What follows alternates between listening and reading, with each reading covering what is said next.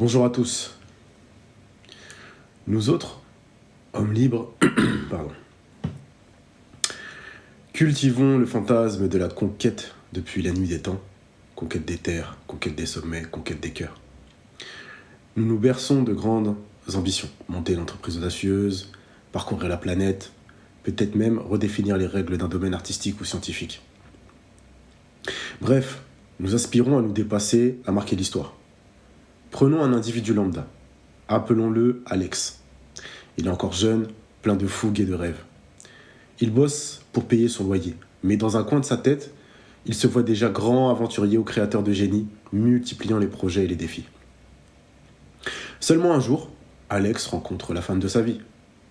Séduisante, intelligente, charmante à souhait. Ensemble, ils décident de s'installer puis de se marier. D'abord, Alex nage dans le bonheur. Enfin, me voilà comblé, j'ai trouvé ma moitié, je serai plus fort à deux que seul.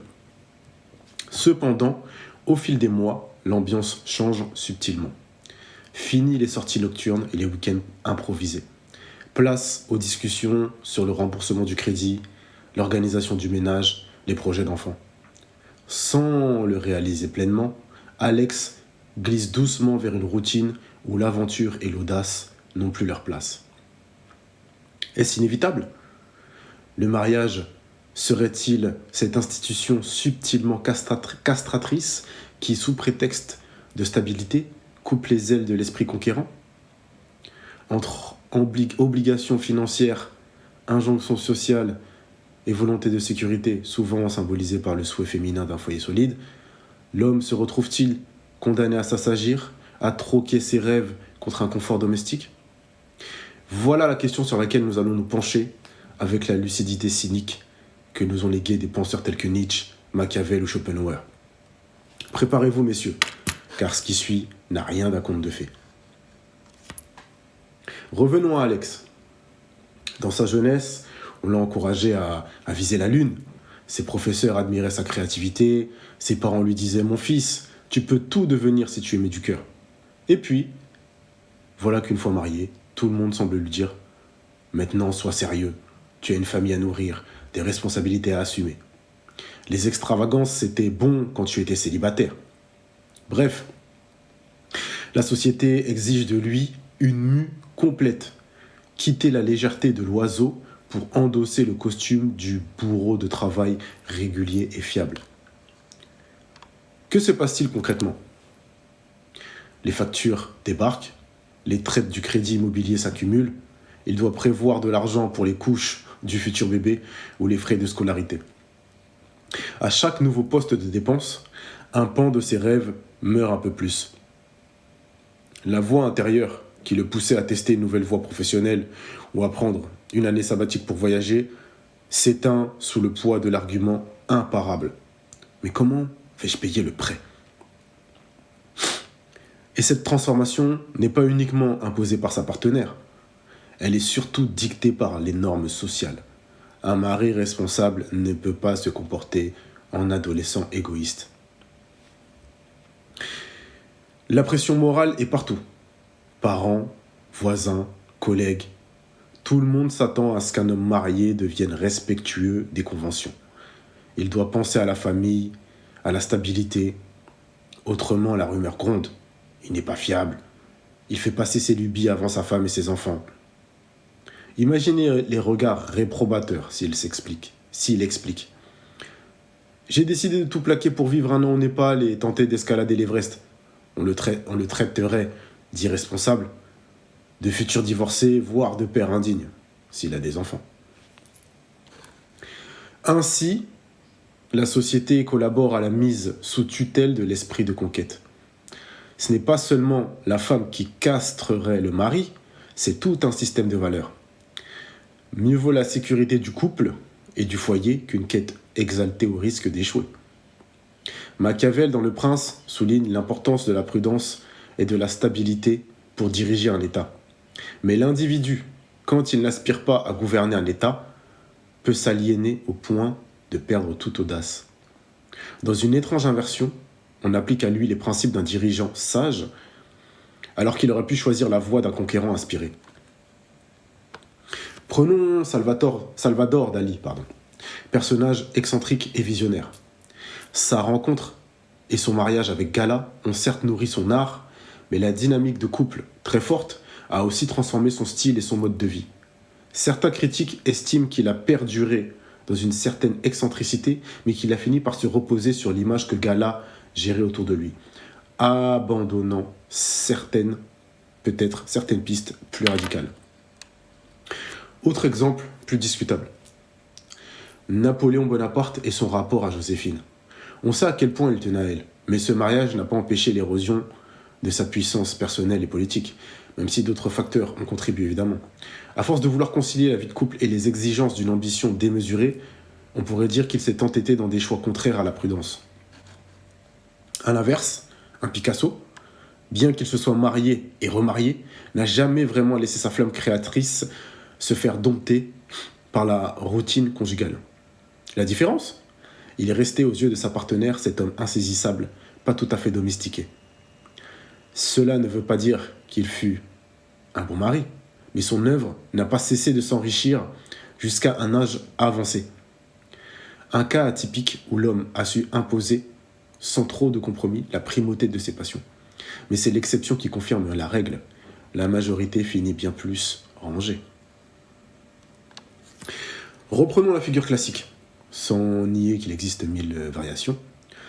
La femme, dans un cadre traditionnel, recherche la solidité d'un foyer.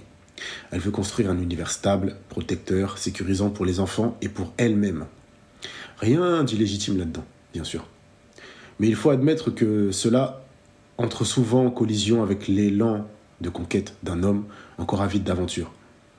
La femme, par sa sensibilité, détecte rapidement que l'instinct baroudeur de son partenaire menace le confort du foyer. S'il part demain pour créer son entreprise en Argentine, qui paie le crédit ici ? Qui s'occupe de la maison ?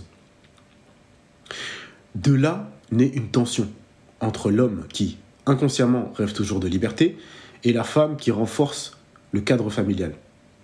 C'est un processus archaïque, presque inscrit dans les gènes sociaux de notre espèce. Schopenhauer dirait que la femme cherche la garantie pour la descendance, l'homme, lui, est animé par la pulsion de conquête. Quand ces deux forces se rencontrent, elles peuvent s'équilibrer ou bien s'entre-déchirer. Évoquons la fameuse castration symbolique. Elle peut prendre 1000 formes, du regard appuyé à la phrase anodine qui culpabilise. Tu penses vraiment à ta famille quand tu dépenses autant pour ton petit projet ? En passant par la flatterie inversée. Tu es si mature maintenant, ce n'est plus le temps de tes lubies. Cette manipulation n'est pas nécessairement consciente ou malveillante. C'est souvent une stratégie d'adaptation où la femme, cherchant la sécurité, redéfinit doucement les priorités du couple. Et l'homme, s'il est épris d'elle, ne veut pas la contrarier, alors il obtempère. Résultat, au fil des mois ou des années, on obtient un mari docile qui a cessé de cultiver ses rêves audacieux. Il s'est rangé, persuadé de faire le bon choix, pour le bien de sa famille. Machiavel, s'il voyait la scène, noterait que le mari s'est fait manipuler sans résistance. Car la volonté de puissance masculine s'est éteinte face à la promesse d'un foyer chaleureux et l'absence de confrontation. Le paradoxe, c'est que la femme, qui appréciait initialement la flamme de conquête chez cet homme, peut finir par s'en lasser une fois qu'il est devenu plan-plan. Elle se dit, il est gentil, il assure, mais il n'a plus cette aura. Nietzsche parlerait d'une dégradation de la volonté de puissance. L'homme n'aspire plus à s'élever, donc il émane de lui moins de charisme, moins d'énergie vitale. Le terrible constat, c'est que l'homme se fane comme une fleur privée de soleil, qu'il ait ou non conscience de sa déchéance. Et la femme, elle n'est plus fascinée. Elle voit juste un bon père, mais plus un héros. Ne soyons pas naïfs, une part de passion est morte. Le scénario est presque universel. D'abord, il y a le crédit immobilier qu'il faut rembourser sur 15, 20, voire 30 ans. Qui dit crédit, dit emploi stable. L'homme ne peut plus se permettre de quitter son poste juste parce qu'il en a marre et veut se lancer dans une start-up. Ensuite, arrivent les enfants, lesquels requièrent du temps, de l'attention, de l'argent. L'homme se dit, il faut être responsable, Je ne peux plus me risquer à tout plaquer ou à voyager 6 mois. Les loisirs, jadis synonymes de découverte ou de défis sportifs, se réduisent à quelques heures devant la télé, épuisés par la semaine. Bref, on installe les barreaux dorés de la routine. Au début, l'homme se promet, je vais continuer mes passions en parallèle, sauf que les jours, les semaines, les années passent. Il se retrouve englué dans les horaires de bureau, puis les devoirs des enfants, puis l'entretien de la maison. Petit à petit, son discours change.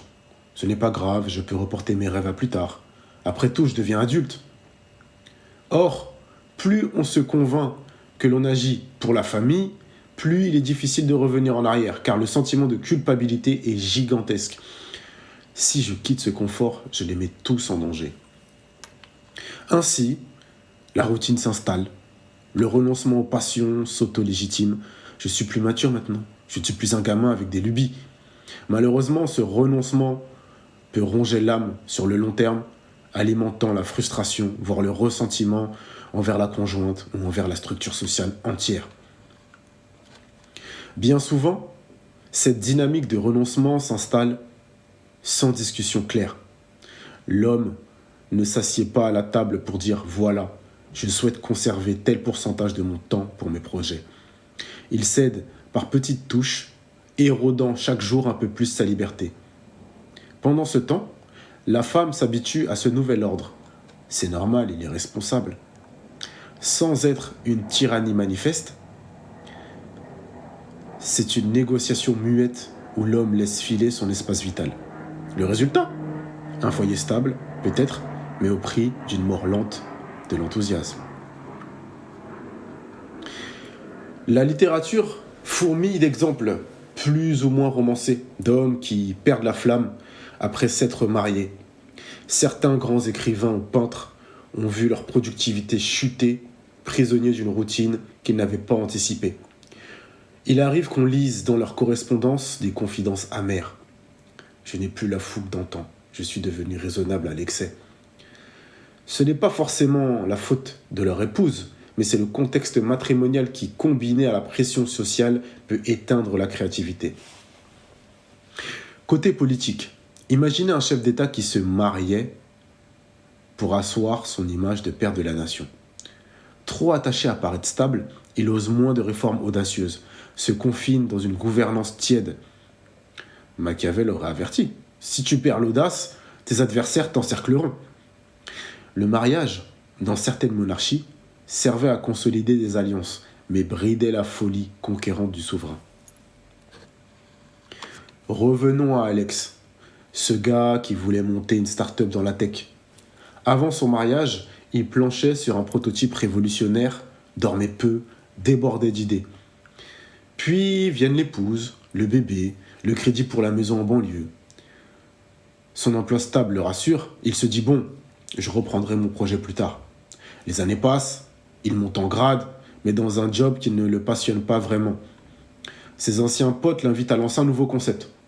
Ah, désolé les gars, je peux pas. J'ai trop de responsabilités maintenant. Sa flamme entrepreneuriale s'éteint peu à peu. Ou cet ami qui rêvait de parcourir l'Afrique à moto pendant 1 an, à présent, chaque vacances est consacrée au repos en bord de mer, version club familial, République dominicaine et compagnie. Fini les grands défis, fini le goût du risque. La volonté de puissance au sens nietzschéen se voit ensevelie sous des considérations triviales, mais hélas impératives.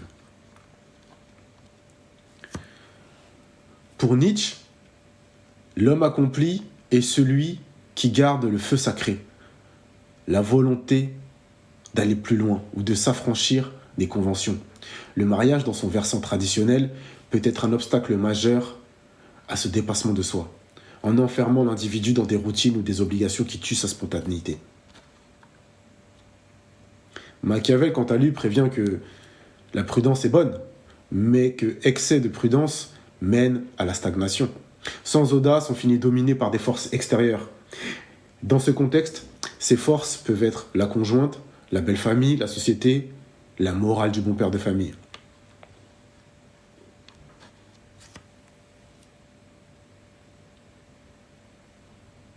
Peut-on échapper à cette castration? Le premier pas est toujours la lucidité. Comprendre qu'on risque d'enterrer son élan vital sous les couettes du confort conjugal. Bien sûr, tout le monde ne place pas la conquête au cœur de sa vie, mais si vous êtes de ceux qui ont des projets, des rêves hors normes, sachez que le mariage peut gentiment vous les rogner.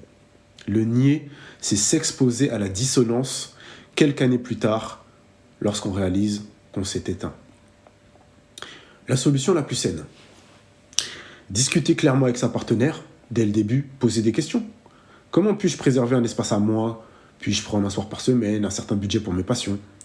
La femme, si elle tient vraiment à l'épanouissement global du couple, peut s'avérer compréhensive. Elle pourrait gagner en évitant de se retrouver avec un conjoint frustré et aigri.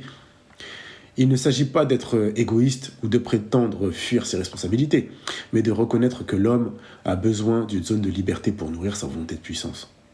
Au lieu d'en faire un tabou, mieux vaut l'ancrer dans un contrat moral clair. Machiavel dirait « Mieux vaut assumer qu'on a des ambitions propres plutôt que d'avancer masqué ». Beaucoup d'hommes ont démontré qu'il est possible de se marier avec des enfants et continuer à conquérir des sommets, qu'ils soient entrepreneuriaux, artistiques ou sportifs. Tout est question de dosage et de complicité.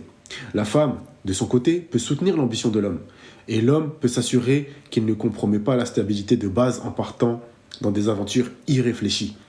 Le piège, c'est quand la discussion n'existe pas et que l'homme s'auto-censure ou que la femme impose insidieusement sa vision sécuritaire sans concertation. On peut décider de réduire volontairement ses audaces. Certains trouvent du sens à s'occuper d'une famille, y voyant un nouveau type de conquête, élever des enfants épanouis, gérer un foyer harmonieux. Mais cette option n'a de sens que si elle relève d'un choix pleinement assumé. Si c'est pure soumission à la pression sociale, le regret surgira tôt ou tard. J'ai détruit mes rêves pour un confort stable et fade. Ainsi, messieurs, le mariage peut être la plus sublime des unions, mais aussi la plus dangereuse des prisons pour qui chérit la conquête. Chaque jour, les responsabilités, la routine, la volonté, inconsciente ou non, de la femme de consolider le foyer, la morale ambiante, tout cela dresse des murs autour de votre liberté. Plus vous avancez, plus l'étreinte se resserre. Au bout des quelques années, vous pourriez vous réveiller, blasé, en ayant oublié ce que c'était de vouloir conquérir le monde. Le confort est l'ennemi de la passion, disait-on. Voyez comment la sécurité, si prise en couple, peut graduellement tuer le petit feu intérieur.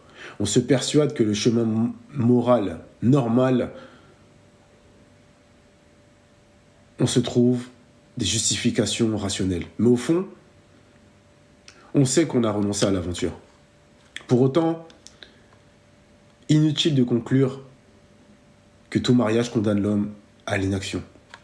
Certains parviennent à préserver leur flamme grâce à une partenaire compréhensive, une organisation familiale bien pensée ou un caractère si affirmé qu'aucune pression ne saurait le brider. Et puis, il faut admettre que la stabilité familiale peut procurer un sens, un ancrage, d'où l'on tire de la force. Le problème, c'est quand cette stabilité se fait au détriment de l'élan créateur ou guerrier, quand on bascule dans la passivité et l'ennui. Rappelons aussi qu'il ne s'agit pas de blâmer la femme uniquement. Toute la structure sociale, des amis aux employeurs, encourage l'homme à s'assagir après le mariage. La femme peut être un vecteur de ce discours, mais elle n'en est pas l'unique responsable. On pourrait dire que le mariage agit comme un symbole. Une fois passé ce cap, la société envoie un message clair. Maintenant, fini les folies. Concentre-toi sur ta petite vie rangée. Celui qui sacrifie tous ses désirs sur l'autel du foyer se condamne à un lent dépérissement de l'âme.